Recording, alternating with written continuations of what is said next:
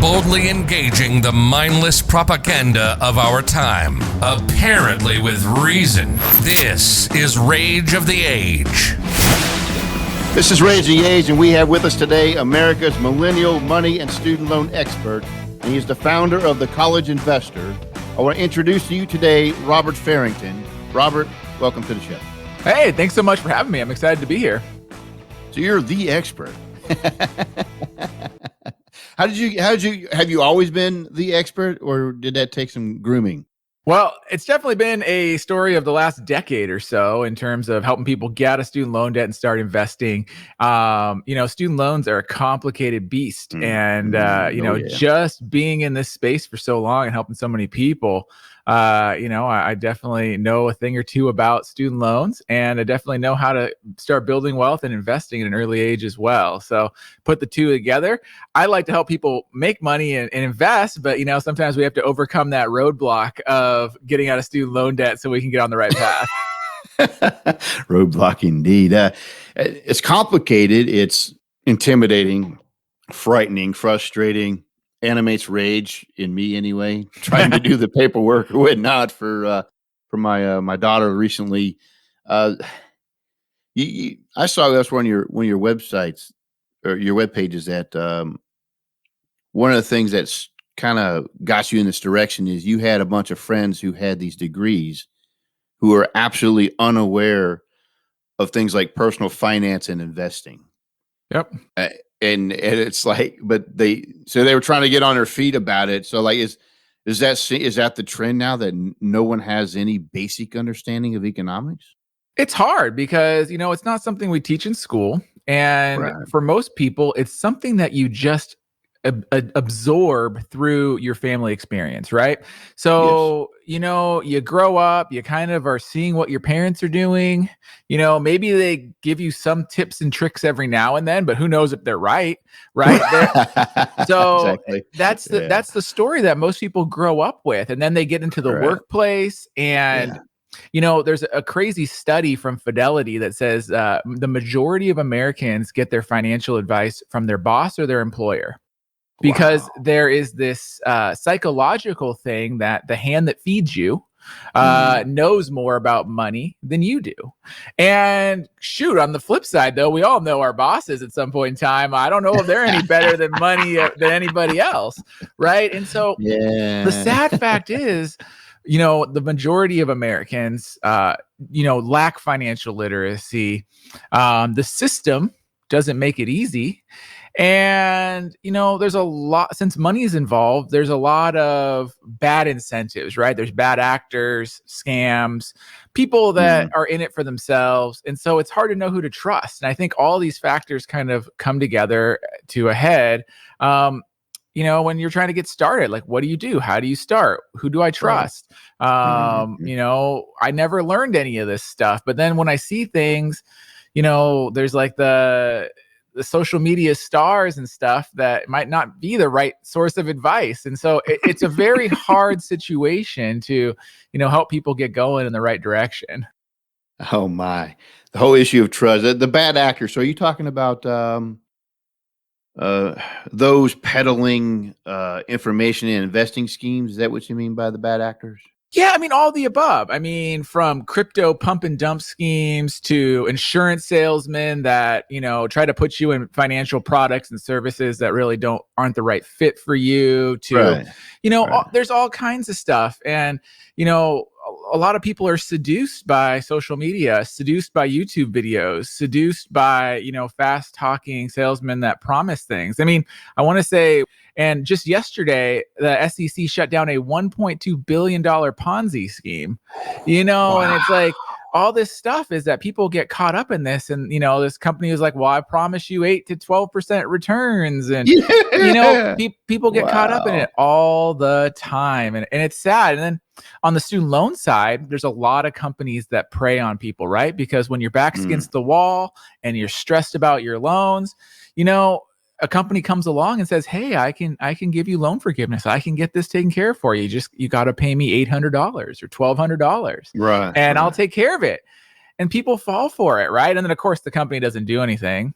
And these people are usually in worse positions later than when they started. And so it's a mess. Wow.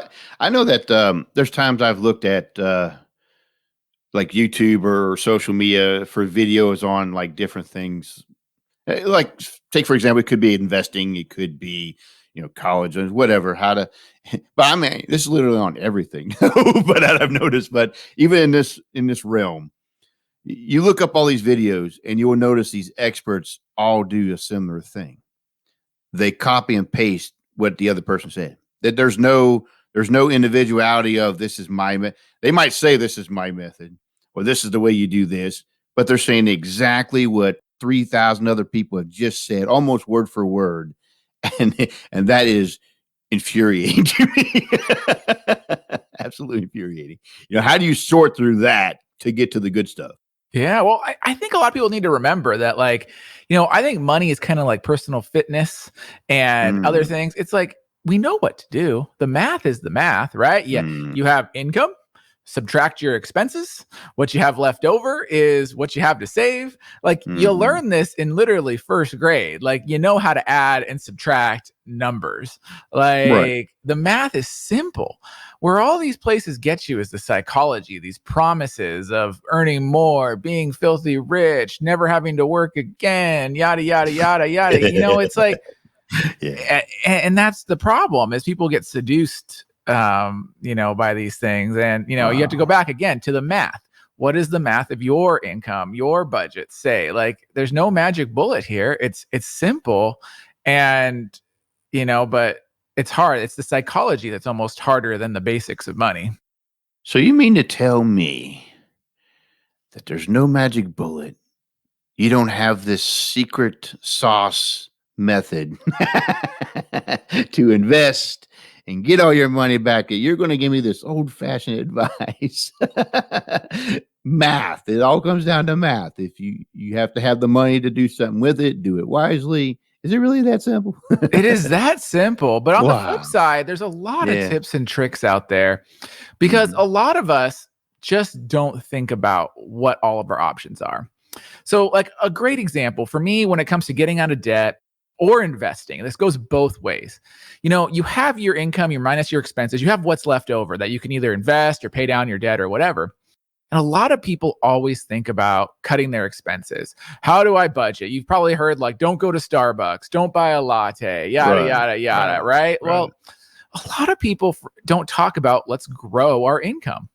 And that's my favorite way to actually handle all this. Like, don't cut everything. Don't be miserable. Like, instead, I'd like to look at your calendar. I don't want to look at your budget. I want to look at your calendar. What are you doing with your time today?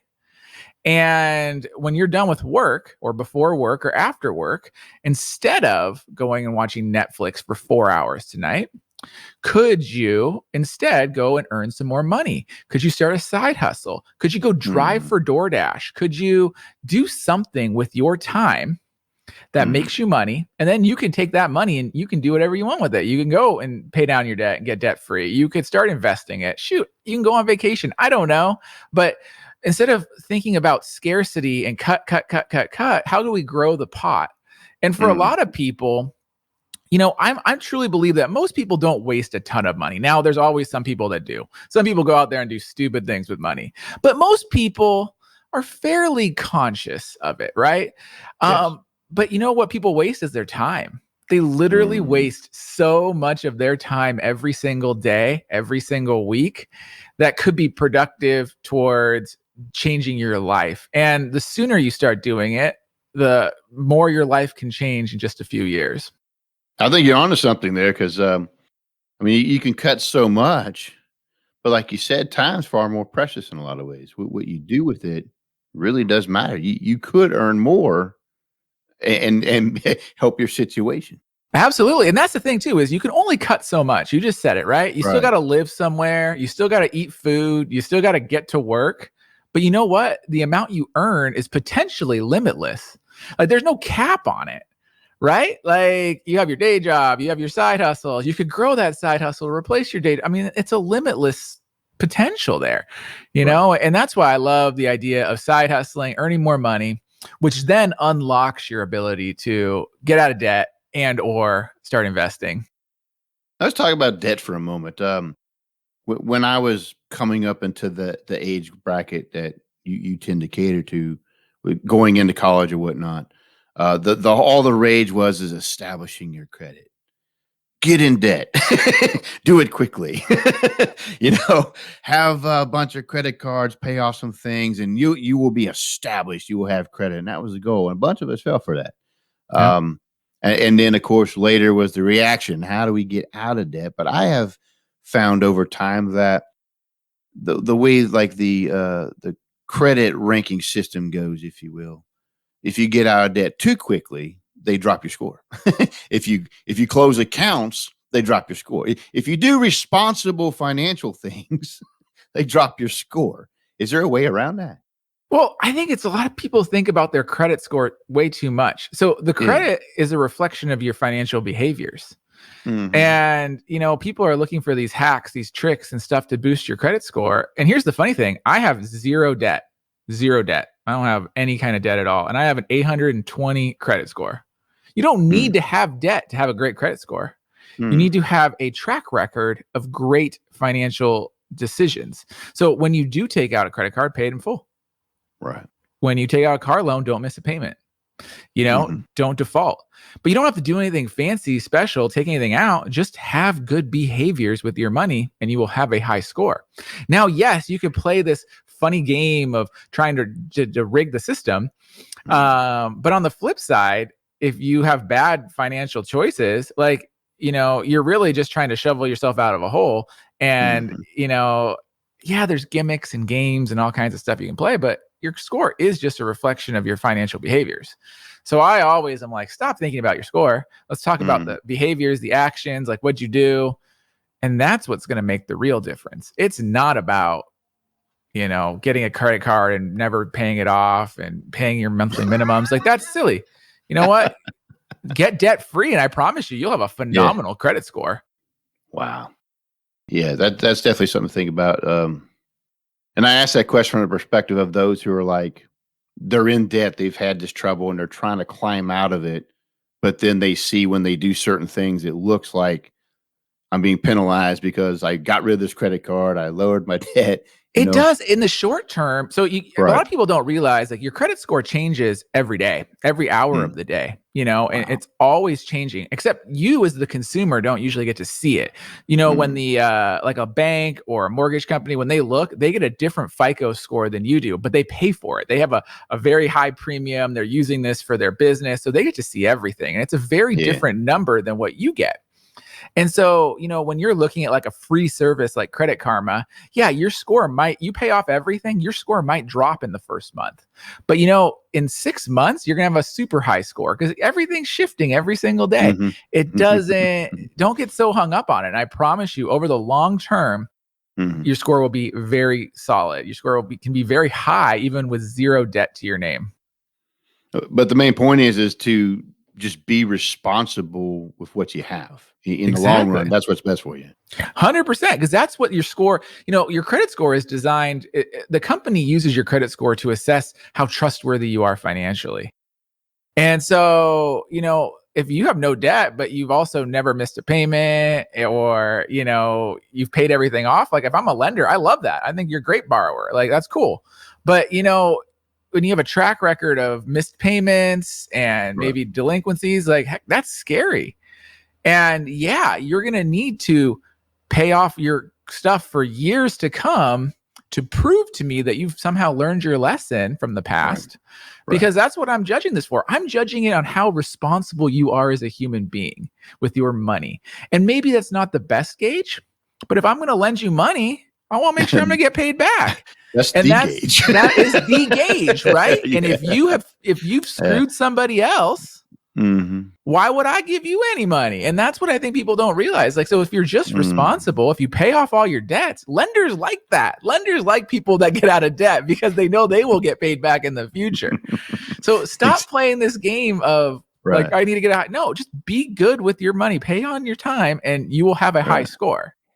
And not only does it improve your score, but your rest of your life is going to fall into place of being probably better managed just Sure. the same. And you know what? It's so sad, but in this country, like, people that pay off their debts also get to borrow at much lower rates, right? Mhm. Like, I could go out and get a loan right now for like 2%, but like, if you don't have good credit, your rate is 4%, 5%, 6%, much higher, because not only are you less trustworthy, like there's going to be a premium that you're going to pay because you're less trustworthy. Right. So say I'm a young student fixing to go into college, and then I'm looking at this enraging thing called student loans, trying to crack the code, do all the forms multiple times over. What's your advice on that? How do we go through that without getting our clocks cleaned? You know what I'm saying? Yeah, well, first off, I like every young adult today, and parents too, because parents are actually the bigger problem than the kids. So listen to this. It's an ROI game, return on investment. Education, college education is an investment. Why are you going to college? We're not going to college to learn something. Because if you want to learn anything in the world, you can go on YouTube right now and learn it for free. Right? Yes. That's not why you're going to college. You are going to college to get a piece of paper, and that piece of paper signals to employers that you went to college, and ideally you will earn more over your lifetime because you have that piece of paper. That is why we are going to college. And so the math is very simple. College graduates statistically earn $1 million more over their life than non-college graduates. All right? $1 million, if you do all the math and bring it back to what's $1 million over 40 years worth today, it's worth $90,000. So if you ever spend more than $90,000 to go to college in 2021, you have made a bad investment on your college education. Done. Right? Because you are statistically not going to earn that over your career. Now, maybe you're going to be an outlier, right? Like, I mean, shoot, this is the statistics, right? So there's averages, and maybe you're going to be that 1%er. You'll be that one guy, yeah. Right. But like, I would also say 1,000 people hit the lottery every year in America and win $1 million. So like, and it's not me. Right? It happens. But that is the net present value. So if you're spending more than $90,000, it's probably a bad investment. And as you're thinking about your college cost, the goal is, how little can I spend to get the most earnings, right?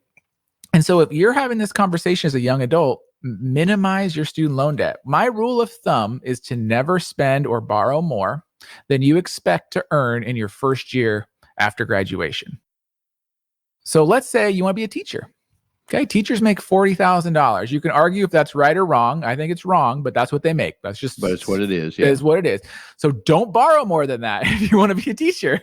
Right. And if you're going to be a computer science engineer, maybe you're going to make $60,000 right after graduation. Okay, don't borrow and spend more than $60,000, because if you start borrowing more than that, well, guess what? You know what you're going to make after you're done, and it's going to be very hard to pay it back based on what you make. And so these are the conversations I like having with young adults. And I don't want to dismiss anyone on their dreams, right? If you want to go be a teacher, or you want to go work in a museum, or be an archaeologist, or be an artist, whatever. But go Google it, see what they make, and then work backwards from there, because there's also very cost-effective ways to go to college. You could go to community college for 2 years, transfer to your state school, and you can get a bachelor's degree for $10,000 or less if you like live at home and are responsible, right? And that bachelor's degree is worth just as much as someone that goes to an Ivy League school. Like, if you want to be a teacher ain't, just because you go to Princeton doesn't mean a teacher's suddenly going to make $100,000 their first year. Like, it just doesn't work like that, right? Right. You're listening to Rage of the Age. Rage of the Age. Politics, religion, economics, and history with a conservative bend. The idea of school choice, I guess, is part of this, because for many, the idea of college is not just the piece of paper. I agree with you. To me, it's just a piece of paper. Somebody wants it. It has value right now. That's the point of going. Otherwise, I don't care. But for some, the school is like an experience. It And is. I want to move into the dormitory, and I want to be on the campus, and I want to be a part of this and travel with the team and just be immersed in the college life. And then at the end of it, and it has to be this prestigious school. But at the end of it, if they've racked up all this cost, Yep. it's a bad investment, right? 100%. Like, once again, there's nothing wrong with that, but maybe you need to supplement how you're getting there, right? Maybe you need to spend your last 2 years of high school applying to a bunch of scholarships so that when you get to college, you're not spending out of pocket more than these numbers, because the math is the math. And I don't want to dismiss anyone on their experience. Like, go for it. Go to a fancy school, pay out of pocket. Right. But, I'm just telling you, the facts are, if you pay for it out of pocket and you spend too much money, you are going to hate the next 20 years of your life. So, and 1 to 2 years of living on campus, because let's be honest, no one lives on campus after their freshman year, usually, maybe your sophomore, but then you're on an apartment. Like that's fun. It's great. You make friends, you have fun, but it's going to cost you a lot of money, and you're not going to like it very much for 20 years, 30 years. Sadly, the average amount of time it takes for Americans to get out of their student loans right now, 21 years is the average. That's crazy, right? And so if you borrow too much, it's just not worth it. But, I would also argue, when I said parents, it's the psychology of it that makes it hard for these kids. Because I've actually, this is right now when we're recording this, it's prime time for decision making. And I've talked to a lot of kids lately. I talked to a lot of high school groups and young adults this time of year. And it's always the parents. I ask these kids, I break it down. I had the same conversation we just had about ROI and everything. And they're like, how do you feel about that? And they're like, I love it. I want to go somewhere that's cost effective. But honestly, my dad went to Michigan, right? And if I don't go there, he's going to be so disappointed in me. And I can't live with that. And that's this burden these kids feel, is that this family shame and the psychology of the situation is so daunting to them that they make poor choices because of that. And that's where it's like, we also need to educate the parents and help them navigate it. Like, college is a good thing for some people. Right? But on the flip side, you've seen it in the news. There's millions of people out there that are so frustrated. They want their student loans forgiven. This whole thing didn't work out for them. Well, why? Right. How do we get there? And it goes back to math, right? They spent too much money to achieve this goal. And that's why. It's very simple. Again, at the beginning of this show, we just talked about, it's all about math. And the math is simple. You spend too much, bad decision. It's the psychology of it. It's how do you overcome it before you make the bad decision? How do you overcome what your parents think, what your neighbors think? This feeling that mom's not going to be proud of me when she tells her friends that I'm at community college, when her, her best friend's daughter went to Princeton, right? But on the flip side, I like to remind people too that everyone's always judging you. The judgment never stops. It actually probably gets more and more as you get older, right? And so if you make good choices getting through college and you get a good paying job and you're literally debt free at 22 or low debt, and now you're buying a house, everyone also is going to be judging you. And they're like, wow, how is Sally doing so well? How does she just take off? And everyone forgets that you went to community college at this point in time. It doesn't matter anymore. It doesn't matter anymore, right? They're all just wow, look at how they're doing. I'm so glad, and you can have experiences. We also live in this day and age where everything's online. Networking is online. You can find meetups in your community. You can do these things. You go back to the early 90s, 2000s, before the internet is what it is today. And that community experience on a college campus was a thing. And I don't want to dismiss that, because you couldn't find people. It wasn't like you could go online and find people with your interests. You had to be there physically. You had to find them literally. Literally, you had to find them. Yeah. Now today, you can find your people online. You can find communities and interests and things like that. So the value of that is a lot lower than it was 20 years ago. So that's also very important to consider. How about the school jumping attributing? That's happened in my own family. I've seen with a lot of people. They'll go to a school for a year here, quit for whatever reason, go to another school. some courses are accepted, some aren't. You go to another state, you have that problem. And it just keeps compounding the problem, I think. Do you think it's best just to ride out the one and be done with it? Or, is there something to jumping around?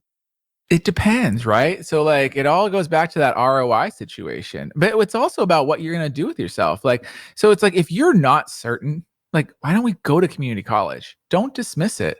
Start there. In 17 states, it's free. Like you can go to college for 2 years for free. Wow. Like, why are we passing? I need to find that state. Right. And so you could go there and you can learn something. Because I think a lot of reasons why people jump colleges and move from college to college is because they don't know themselves and they don't know what they want to do in life. Yeah. Right. Yeah. I want to go and be this major. And then they do a few classes and they're like, that sucks. I want to go do something else. Right. So that's why they're jumping. So instead of spending $20,000 to discover you don't like something, why don't you go? And even if community college isn't free, we're talking like $1,000 for a year. Like it's super cheap, right? So like, why don't you spend that? Discover a little bit more about yourself, maybe work while you're going to school so that you learn some things about how you work, what kind of careers you like. Then you keep going down a path, but you have more clarity and and so you're not making that decision. Like, I'll also tell you, like, I'm a big fan of the gap year. I'm a big fan of people taking the gap from high school to college, especially if they don't know what they want to do. Go work, go intern, go travel. I don't know, get it out of your system. I promise you, colleges will always take your money. Like if you want to go to school, they will take your money. So on the flip side, like, know what you want to do. Go try some things out. And there's also this growing trend over the last few years of alternative education, right? So especially in technology and coding, there's these coding schools and things. And, like Twitter will give you a job if you go take this 10-week coding course and you can go be a coder at a tech company, right? Like there's a lot of alternatives. So if that's something that you're interested in, go explore it, right? But like, I think college is the right fit for some people, but there's all these alternatives that have been emerging over the last few years that also might be the right fit for other people. That's true. So you were talking about scholarships earlier. How do you find those? Those seem to be not many. The university oftentimes doesn't seem to have many to offer you. It's just you can apply online to a bunch of them and never hear anything again. I mean, how does one get a hold of those? Yeah, so scholarships are the best way to pay for college, right? It's free money. And there are millions of scholarships out there, but it takes work. And here's the crazy stat. So there was a study done by FastWeb a few years ago, and they're a scholarship search engine site. They said over $4 billion of scholarships go unclaimed every year. Wow. Is that crazy? $4 billion in free money. I can't believe it, though. But here's my personal experience. It's like I'm not connecting with the money somehow. Well, here's why. So let me kind of break it down for you. So first off, it takes work. So, if your kid is in high school, your kid should be finding the scholarships, which is the hard part, and applying. So finding them, if you apply to 50 to 100 scholarships, it's another game of math, right? So on average, you're going to get into like a finalist and stuff, and 10%, you're going to win 5%. So if you only apply for 10 scholarships, you're probably not going to win one. Right. But if you apply to 20, you have a chance of winning one. If you apply to 30 or 40, you might win two, right? And so it's just a game of shots math. On goal. So exactly, right? Yeah. So part 2 is follow the instructions. So on the College Investor, I run a scholarship every year. And we run one, it's called the Side Hustling Student Scholarship, because I like entrepreneurial students, right? So I want young adults to tell me how they're being entrepreneurial in high school. Right. And they have to write an essay and share what they're doing to be entrepreneurial. And then we pick a winner. So right now, it actually closes in 5 days from right now. Okay. Wow. It's been live this is our 4th year doing it. And it's been live since January 1st. And I want to say we have 40 or 50 applicants. That's it. Okay. Wow. So first off, no one applies. Like, I don't know why. No one applies. It's on all the major search engine sites. I have people tweet it out. I think, honestly, kids are a little lazy. They don't want to write the 1,000-word essay that we asked for to tell me your story about how you're entrepreneurial. Right. Part 2, though. Here's the crazier part. So 50 people apply. I immediately get to delete about 20 to 25 of those applications because they didn't follow the directions. Right. So our directions are simple. Tell me your name, tell me where you're going to go applying to school, and then attach a picture of yourself, a headshot, and attach your essay, 1,000 words. I will delete them because they won't attach a picture. Some people will send me a Google Doc, but they won't like enable sharing. So I can't even read your essay. Like, I'm not even joking to you here. Okay. And then like silly things. You win. Like, right. So word count, right? If we say 1,000 words or more, you better be at 1,000, not 900. Like, follow the directions. But literally, so that's the funny thing. So 50 people applied. Wow. You're literally, if you follow the directions, you're already better than 50% of applicants because they didn't follow the directions. So it's crazy to me, and I see it every year, and it's been a progressive trend of more people not following the directions, more people just, I don't know, it's sad. So honestly, if you want scholarships, there's a lot of them out there, but you got to do the time to search for them. You got to apply to a lot of them, and you got to follow the directions. And honestly, you will have good odds of getting money if you just do those things. I can imagine, and you're right. And I think this is more society-wide than just scholarships, just simple instructions that people cannot follow. I'm with you. And I can go on a rant about personal accountability because I think that's a big thing that's missing, especially when it comes to money. Yes. You know, I love to bash on the banks and I love to bash on people that do things wrong because these companies do screw people. They do make things wrong. But on the flip side, it's your money. You got to be a little accountable to yourself. Like we also live in this day and age where you can go to google.com, you can type in anything and you will get the right answer. So like, you know, Google it and just see if what you're doing is right or wrong or what to do. And I see a lot in the student loan space. Like, you might have seen this headline a couple of years ago. You know, 99% of people got rejected for public service loan forgiveness, right? It was this big thing, right? Everyone's supposed to get their loans forgiven. Like 38,000 people applied, but only like, 1% of them got approved. Okay. But you know why? If you actually, the headline's great. The media, they love the headline. But if you look at why they're getting rejected, it goes back to personal accountability. 90 of those 99% of people didn't qualify for the program.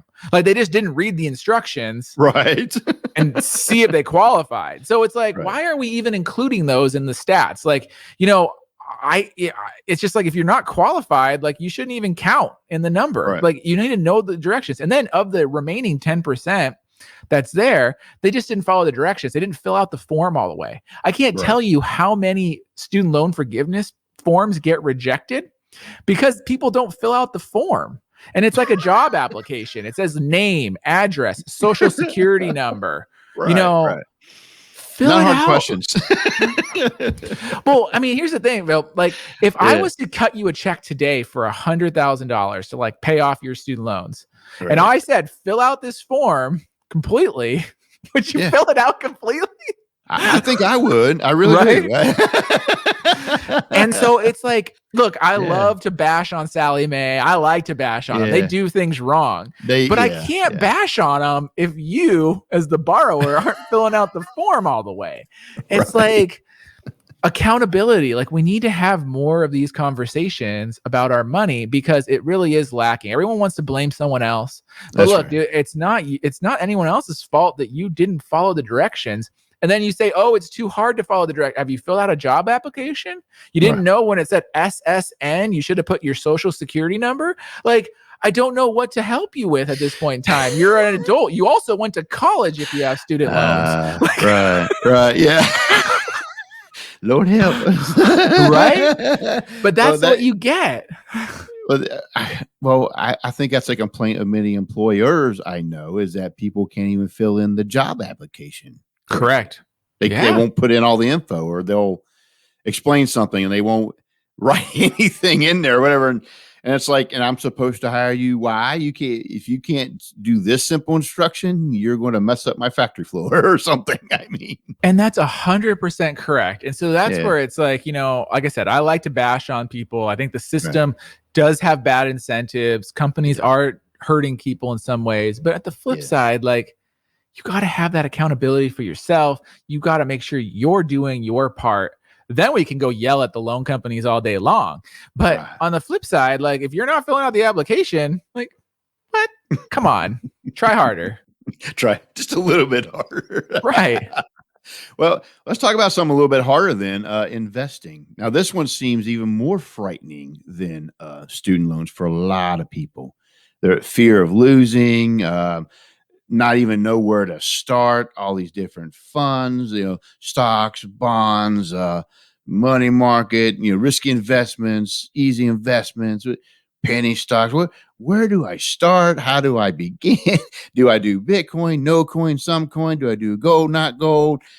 That seems overwhelming to a lot of people. You know what I mean? It is. But like, I like to just start with, let's just find some money to invest. Because honestly, a lot of people just need to start there.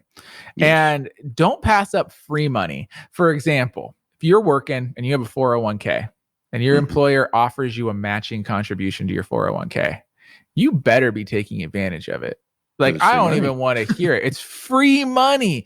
Like, let's just say it's a 5% match. Like, you are literally taking a 5% pay cut by not doing it. But the scary statistic is 50% of people don't do it. Wow. So like, what, like, why are you leaving that money on the table? Like, even if you lost money, you already doubled your money because you got that matching contribution. Like, come on. Like, so start there. Let's have these conversations of how you can get more money in, because the other thing a lot of people don't realize is if you're under 40 years old, the number one thing that's going to make a difference in your investments is literally just how much money you can put into them. It's not about what you invest in. Don't get hung up on all this stuff. Don't get hung up on what fund or anything. It's just how much you can put in. Because if you only have $100, if it doubles, you're at $200. That doesn't change your life at all. Right. But if you can put in $100 a month every single month for 10 years when you're in your 20s, now we're talking to some amounts of money that when they start growing, it's going to make a difference in your life. And too many people just aren't putting enough into these accounts. I think you're right about that. The temptation is at that age, you have all that loose money you probably weren't used to having growing up. And so you just spend it. I did that. I look back and absolute regret that, man, if I just put just that little bit over to the side, I'd be just setting really good right now. I mean, there's a little bit of a discipline required in this investment, right? It is. It's a saving. It's a muscle, right? Like, you got to work it out. You got to practice it. You got to put money into these accounts, whether it's saving, putting into your 401k, putting it into an investment account. You just have to do it. And if you do it every month and you do it early, that money is going to grow. If you could do something crazy, like put $1,000 a month in and you're 22 years old, and you could do that all the way until you're 40, you're probably going to have enough to retire at that point in time. Yeah, if you can just build that muscle, right? And then a lot of things, it unlocks doors for you. You don't have to quit, but like, knowing you have enough money in the bank to quit any time is a really good feeling. And it's empowering a little bit. It is. Like, I mean, I'm sure you've heard the phrase "go to hell money," right? Yeah. Like, when your boss cannot tell you anything and you can just tell them go to hell and walk out, it is empowering. And it's funny because I've also found over the years that it makes better employees. When your employees are there because they want to be there, not because they're worried about it, and then go to hell, you're also become a better employee. And then usually your career just, hockey sticks, because you've suddenly become so empowered. Your boss likes that you're so empowered, usually get promoted. It's funny. And then it starts compounding not only your wealth, but your earnings as well. That's an interesting twist, rather than having the pressed, hired hand, as the saying goes, to do the work because they have to, versus I'm here because I want to be. You're right. That affects your whole perspective of work and what you do and how you perform. I absolutely believe that. Yep. So on a final, as we close out here, then, what's some of the key advices you could give then for, let's say I'm a young millennial going to college, or I'm fixing to start my new life. I'm on my own. Yep. What's some advice you can give to where I can just put some money right now on the side? Well, the first thing I'd say is get organized, because honestly, so many young people just aren't even organized with their money. I can't tell you where to start because you got to lay it all out. So when you're young, So make a budget. well, it's not even a budget. Yeah, Like, let's just right. like figure out what you owe, what's coming Right. in. Yes, a budget's helpful. Like, Yes. get organized, because then we can figure out what levers to pull. Maybe it is cutting, but maybe it's earning more. So then you decide once you're organized, you can decide what works for you and your system and your style. Then I want you to save until it hurts. And what I mean by this is like put as much money into an investment or a retirement account until like you're feeling it in your budget every month, because that's how you know you're putting enough away. And if you're doing those two things, you're organized, you got to make the minimum payments on your debt, and you're saving until it hurts. I promise you, by the time you're 30 years old, you're going to feel really good with your financial situation. You're probably going to have a lot of your debt paid off or totally paid off. You're going to have a nice nest egg. It's going to feel a lot better for you. So save until it hurts. And then do a lot of this stuff when you're young. We all have different family situations. We all have different lives, but it's a lot easier to side hustle, earn more money, things like that before spouse and kids and other things come along that, make things more challenging in terms of your time. Because when you're young, you have time and you can use that time to build wealth, right? A whole lot more, right? And so take advantage of that time. Don't just sit around, play sports, watch Netflix and spend money. Use that time to your advantage to build up a little something that's going to grow for you over time. So we can find a whole lot more of what we're talking about today on the collegeinvestor.com. Is that right? Yep. So you can find me at thecollegeinvestor.com. We have a podcast, the College Investor Audio Show. Check us out. We talk all about getting out of student loan debt, investing, building wealth, so that you can get set up on the right financial track. Robert, it's been awesome talking about this stuff today.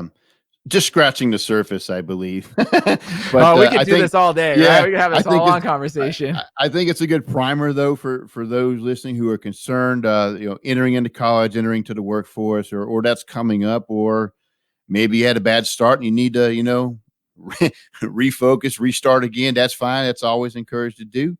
But I appreciate you sharing your insight with us today. Hey, thanks so much for having me. This has been fun. You're listening to Rage of the Age. Rage of the Age. Politics, religion, economics, and history with a conservative bend. Welcome to the essay segment. In the interview with Robert, it sort of had me reminiscing a little bit. Of course, I was thinking of my own children as my two oldest have been going through college and different courses, trying to accomplish things. And so going through these things of trying to find scholarships, applications, and the financing aspect of the whole thing definitely resonated with me pretty strongly in that experience and things we've been through. And it was nice to get this perspective of sort of how those things work, and definitely the cost of the matter and the end goal, the return of investments. These are all very important things to bear in mind when you make these major decisions like that. And speaking of major decisions, I was reminiscing even a little further back when I was like, I was like maybe 19 years old at the time.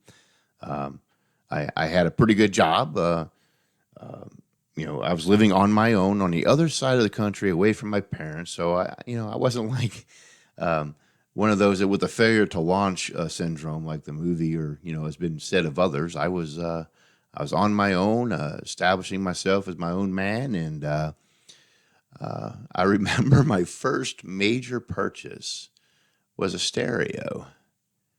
I didn't have a car yet, but I lived in a place where I just didn't need it at the time. I was able to get around through other means of transportation. I just tend to take advantage of that sort of thing. And my first major purchase was a stereo, and it was like a proof to me how established I had become. And I thought I was like the coolest man to walk the earth because I bought this big, huge stereo, large, tall speakers, multiple decks of different playing platforms like cassette tapes, CDs were kind of new, so they were the rage at the time, and record player had to have all that sort of thing. The radio, the FM and AM radio tuner and whatnot, and this big stack of a system with the wires running out to these really tall speakers, and to me that was like my first major purchase in my life, and I thought it was just so awesome to do that. But here's the thing about that purchase. That was a $1,200 purchase in 1991. That was the purchase price of this system, which I probably should have never paid, right? And it took me about 5 years of these payments every month to finally pay it off.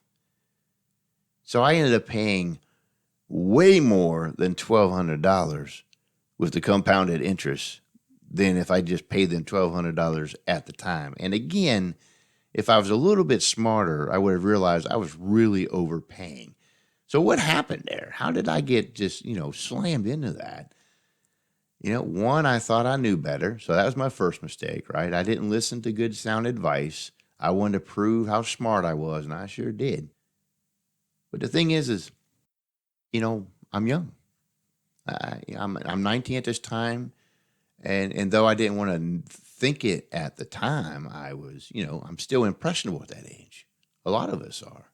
That age, that's why that age is targeted by so many people, because, well, let's be honest, you're easy to manipulate.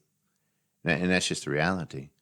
And again, I was talking about this in the interview with Robert, where, the time frame I was growing up, we were being hit with this total idea of you have to go in debt to establish your credit or else, right? If you ever want to buy a house, if you ever want to have a great car with low interest rates, and you have to go into debt, and you need to, buy things with credit cards, and it's not because they cared about our credit score. Of course, this advice is coming from the sector that's selling you their stuff. So the first thing I did is listen to experts without considering why are you an expert and what do you get out of it? Because that's what even now more today than ever, we need to ask that of every expert. Well, what are you getting out of this if everybody does it the way you say? Because, being the expert oftentimes just means you're on the inside, which means you're going to make things work for you and not necessarily for the benefit of those you're giving the expert advice to. But I took this advice. I didn't know better.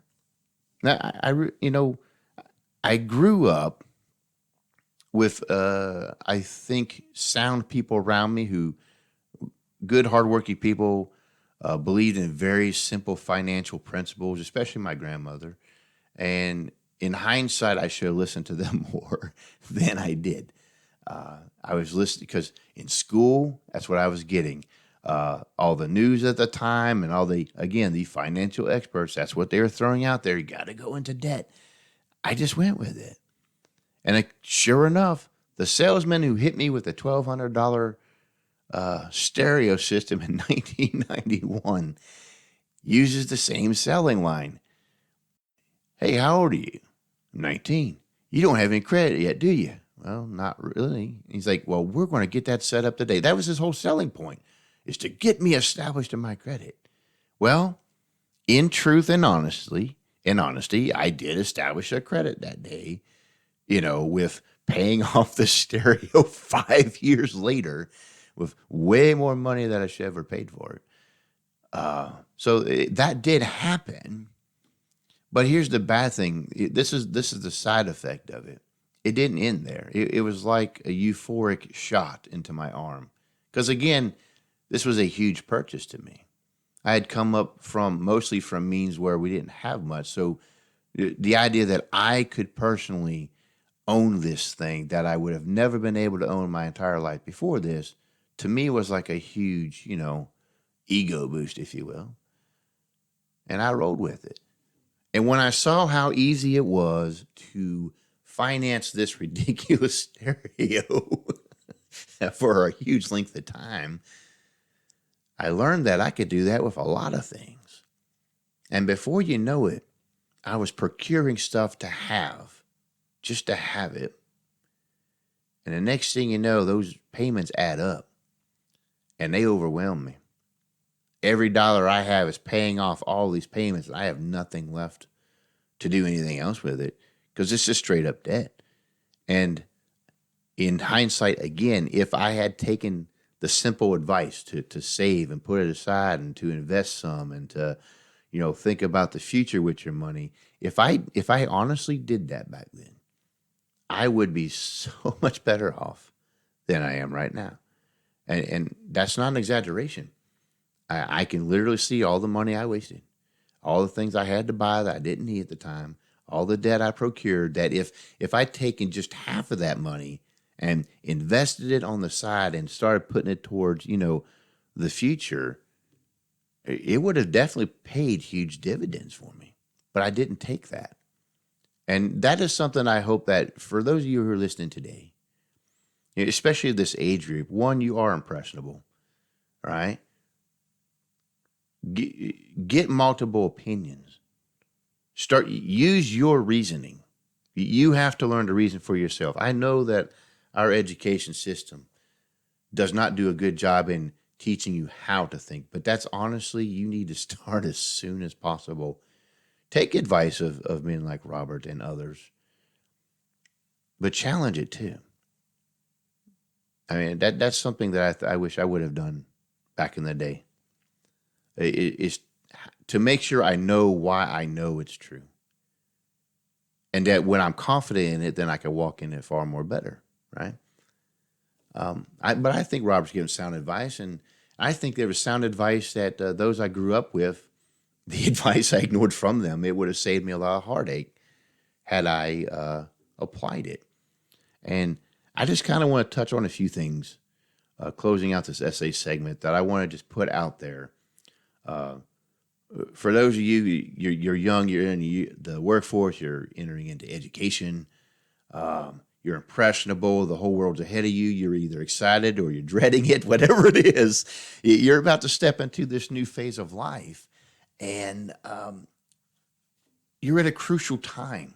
If you do this wrong, it could take you years, even decades to undo it. And I'm not saying this to frighten you into inactivity. I bring that up as a matter of, look, this is important. This is something you can't let others just kind of handle for you. You have to be involved in this because this is for you, right? But also, if you get this right at this time in your age, it will be far better for you than most people you know in your life right now. It could be better than your parents and your grandparents. It could be better than your friends. And I think that's what you want for yourself, right? That you want to go out on a sound footing. Well, let me just share a little bit of the simplicity of this advice that I think Robert touched on this some, and I kind of want to emphasize a little bit of this. But he mentioned personal accountability, and I definitely am going to chime in on that personal accountability. You're at the age where you're a young adult. You have to start being an adult. You cannot keep reverting back to childhood, especially in the way we do things now, where everything's just done for you anyway. That if you just hang around and not do it, that somebody will pick up your slack. That's not going to keep happening forever. All right. For some reason, parents are okay with their grown-ups staying in a house for, 20, 30 years and not looking for jobs and not doing anything with their life. Maybe you have that scenario. Maybe you can milk that, but I'm telling you, you don't want to. That is a bad thing to get into. And even if they let you stay there for 30 some years, at some point they're going to be out of this world. And what are you going to do then? You have to at some point leave being a child and become an adult. You have to have personal accountability. When you fill in these application forms, do what they ask you to do. When you go to an interview, dress the way they tell you to dress. Dress like it's an actual interview. Who cares if you don't liking the clothes, wearing all those clothes? I don't either. But you know what? Do it first of all out of respect for them. And then do it because it gives you a leg up on the competition. Do you want the job or not? Then play ball. Be a team player. Exercise personal accountability. In the end, you cannot blame other people for what you yourself could have accomplished. And that's really what it comes down to. If you don't make the full effort, you can't blame someone else that something didn't come to pass when you didn't put forth the effort, right? Now, if you like did all the hard work and you're busting your rump and you're trying to get everything done and you did everything you're supposed to do and you're being cheated, okay, then you can be a guest on the show and we can talk all about it. And I do believe that sometimes injustice happens. But here's what I do know for sure. If you don't do that, it's almost guaranteed you're not going to get anything. It's almost guaranteed. Just by you putting forth the effort and using personal accountability, not blaming everyone else, but it's on you to accomplish, you will accomplish far more than those who just complain. That's a guarantee, right? Second, debt. Debt.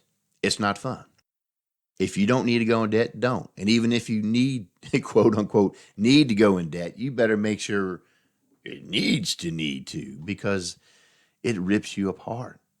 Being debt free is the best way to be. I mean, Robert mentioned that he was debt free. That's awesome. Look, that's the goal, is to get to where you don't have to borrow somebody else's money, because it is not cheap to pay it back.